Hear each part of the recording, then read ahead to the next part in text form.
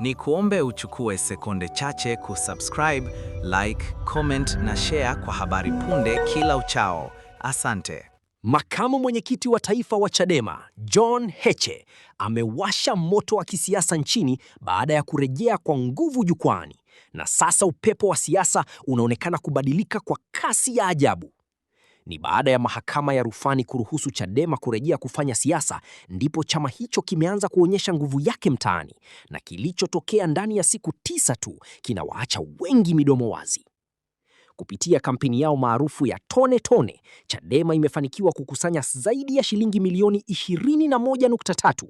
Ndiyo, milioni 21 ndani ya siku 9 pekee. Wanachama na wananchi wamejitokeza kwa wingi kuchangia, wakitumia simu na benki kuonyesha imani yao kwa chama hicho. Lakini si fedha tu zinazotikisa, ni kauli kali za viongozi wake. Akiwa Kibamba, Dar es Salaam, John Heche hakuzunguka, aliingia moja kwa moja kwenye hoja nzito na kuibua mjadala mzito nchini. Akizungumza mbele ya umati, alisema wazi, hii tume ni dekio la kusafisha watu walioua watu.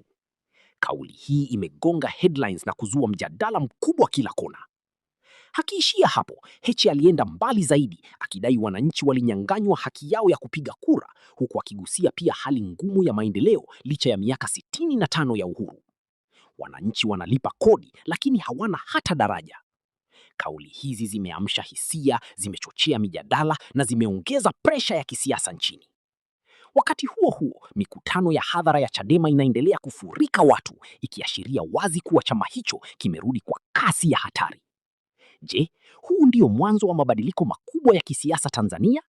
Je, kampeni ya Tone Tone itaifikisha Chadema mbali zaidi? Na kauli hizi nzito zitabadilisha nini kwenye ulingo wa siasa? Usiondoke, endelea kutazama hadi mwisho kupata kila undani wa sakata hili linalotikisa nchi.